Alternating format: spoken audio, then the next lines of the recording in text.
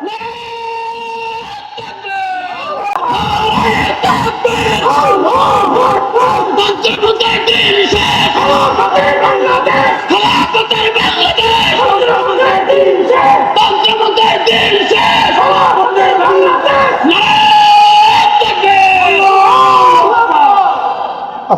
عليكم ورحمة الله. الحمد لله رب العالمين والصلاة والسلام على سيد الأنبياء والمرسلين وعلى آله وأصحابه ومن تبعهم أجمعين. আন্দোলনরত ৮ দলের চট্টগ্রাম বিভাগীয় সমাবেশে উপস্থিত ৮ দলের শীর্ষ নেতৃবৃন্দ, সংগ্রামী বীর চট্টলাবাসী, চট্টগ্রামের ঐতিহাসিক লাল দিঘি ময়দানে দাঁড়িয়ে বিগত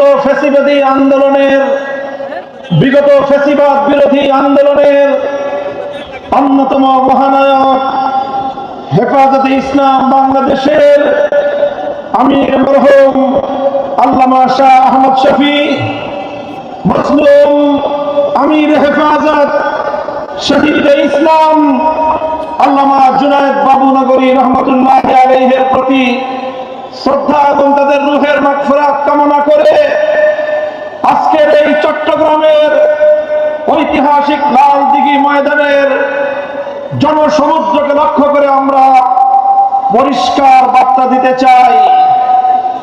বাংলাদেশ আমাদের এই গরিব দুঃখী মেহনতি মানুষের রক্ত আর ঘামে গড়া এই বাংলাদেশ আর কোনদিন শুধুমাত্র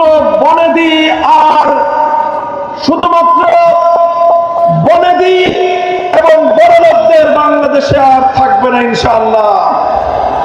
বাংলাদেশ গরিব প্রজা সাধারণদের বাংলাদেশে পরিণত করবার জন্য যে আন্দোলন, যে সংগ্রাম শুরু হয়েছে, ইনশাআল্লাহ এই সংগ্রাম মঞ্জিল পর্যন্ত পৌঁছবে।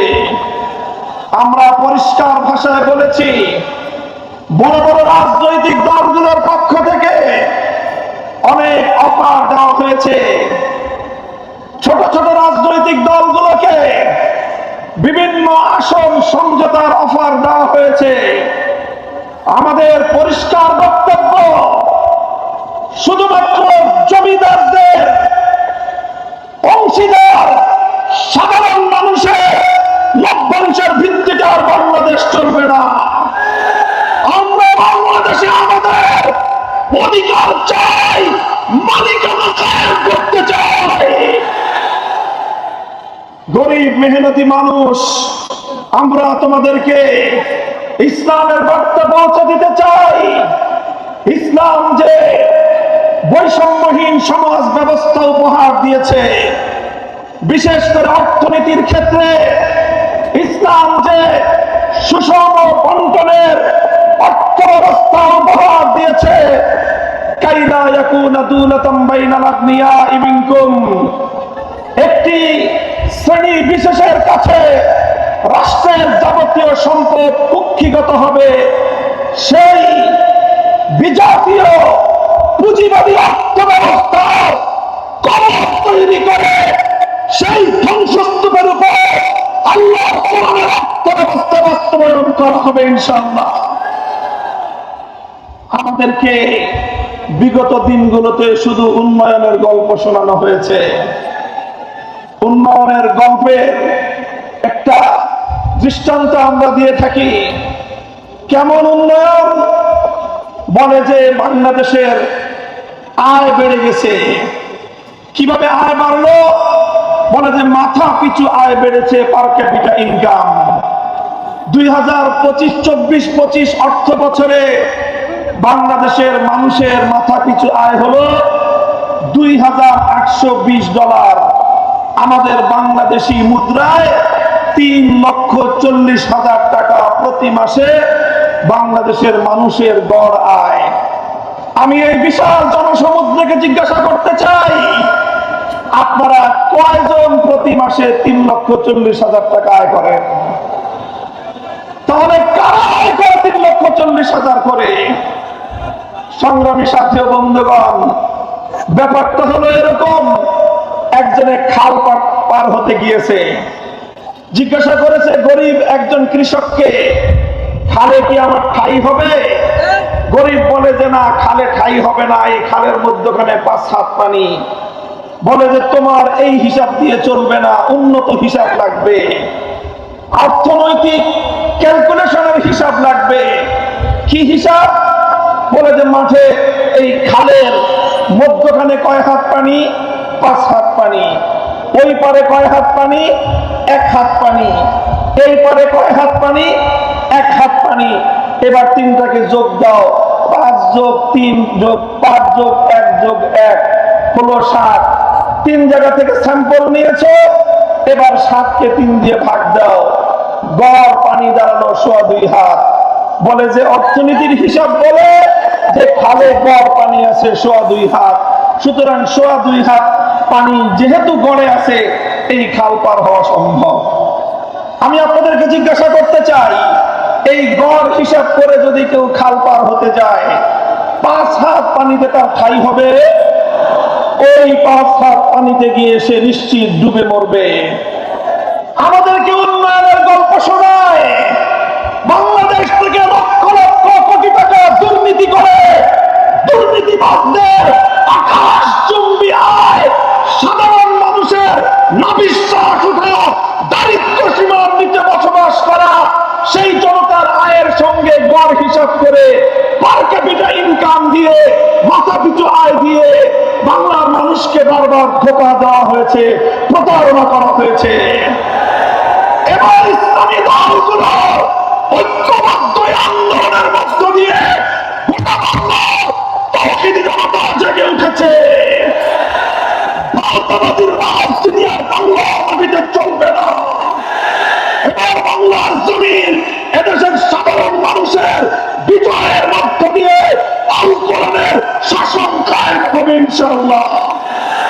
কোরআনের অর্থ ব্যবস্থা, আল কোরআনের বিচার ব্যবস্থা, ইসলামের শাসন ব্যবস্থা, ইসলামী শিক্ষা ব্যবস্থা বাস্তবায়নের মধ্য দিয়েই সোনার বাংলাদেশ আমরা গড়ে তুলবো ইনশাআল্লাহ। আপনারা ঐক্যবদ্ধ থাকবেন তো? আমরা বলি সোনার বাংলাদেশ দেখা শেষ, নতুন বাংলাদেশ দেখা শেষ, সবুজ বাংলাদেশ দেখা শেষ, ডিজিটাল বাংলাদেশও দেখা শেষ। এবারের বাংলাদেশ দেখতে চাই ইসলামের বাংলাদেশ, আল কোরআনের বাংলাদেশ, খেলাফতের বাংলাদেশ। হাতে হাত রেখে টেকনাফ থেকে তেতুলিয়া সকল ষড়যন্ত্রের বিরুদ্ধে, চক্রান্তের বিরুদ্ধে, আধিপত্যবাদের বিরুদ্ধে আমরা ইস্পাত কঠিন জনতার যে ঐক্য গড়ে তুলেছি, জনতার বিজয়ের মধ্য দিয়েই ইনশাআল্লাহ চূড়ান্ত লক্ষ্যে পৌঁছবে। আপনারা সকলেই যার যার জায়গা থেকে ঐক্যবদ্ধ প্রচেষ্টা চালিয়ে যাবেন তো ইনশাআল্লাহ। আজকের এই বিশাল গণসমুদ্র গণসমাবেশ আল্লাহর রহমতে সাফল্যমণ্ডিত হয়েছে। এখন থেকে ঐক্যবদ্ধ ভাবে আগামী জাতীয় নির্বাচন এবং গণভোটে বাক্সকে বিজয়ী করবার জন্য ময়দানে নেমে পড়বো ইনশাআল্লাহ। আমরা নাসরুম মিনাল্লাহি ওয়া ফাতহুন করিব ওয়া আখিরু দাওয়ানা আলহামদুলিল্লাহি রাব্বিল আলামিন। আসসালামু আলাইকুম ওয়া রাহমাতুল্লাহ। সুবহানাল্লাহি ওয়া বিহামদিহি সুবহানাকাল্লাহুম্মা ওয়া বিহামদিক আশহাদু আন লা ইলাহা ইল্লা আনতা আস্তাগফিরুকা ওয়া আতুবু ইলাইক। ইয়া হাইয়্যু ইয়া কাইয়্যুম বিরহমাতিকা নাস্তাগীথ। ইলাহুল আলামিন রব্বুল আলামিন, এই বাংলার নির্যাতিত নিপীড়িত মানুষ, অধিকার হারা মানুষ শত শত বছর ধরে ঘাম দিয়ে, অশ্রু দিয়ে, রক্ত দিয়ে তারা এই জমিনকে আজাদ করেছে, মুক্ত করেছে। বারবার তারা প্রতারিত আর বঞ্চিত হয়েছে। ইয়া আল্লাহ, আপনি এই বাংলার মাটিকে ইসলামের ঘাঁটি হিসেবে কবুল ফরমান। লাখো জনতার এই বিশাল জনসমুদ্র, আল্লাহ তারা সকলেই আপনার জমিনে আপনার দিনের বিজয় দেখতে চায়। আল্লাহ, আপনি আপনার সাহায্য নুসরতকে আমাদের সামিলে হাল করে দিন। আল্লাহ, 8 দলের নেতৃবৃন্দকে আপনি সঠিক পন্থায় সঠিক সিদ্ধান্ত গ্রহণ করার তৌফিক দান করেন। ঐক্যবদ্ধ জনতার এই কাফেলাকে আল্লাহ বিজয় মঞ্জিল পর্যন্ত আপনি পৌঁছে দিন। রব্বানা তাকাব্বাল মিন্না ইন্নাকা আনতাস সামিউল আলিম। ইলাহুল আলামিন, বাংলাদেশের মানুষের আধিপত্যবাদ বিরোধী প্রিয় নেত্রী বেগম খালেদা জিয়াকে সুস্থতা দান করুন। ইলাহুল আলামিন, হায়াত না থেকে থাকলে ঈমানের সাথে জীবনের কৃত যাবতীয় গুনাহ থেকে তওবা সহ আল্লাহ আপনি তাকে আপনার দরবারে নিয়ে গেলেন। ইলাহুল আলামিন, আমাদের দোয়াকে আপনি কবুল ফরমান। সুবহান রাব্বিকা রাব্বিল ইজ্জাতি আম্মা ইয়াসিফুন ওয়া সালামুন আলাল মুরসালিন, আলহামদুলিল্লাহি রাব্বিল আলামিন।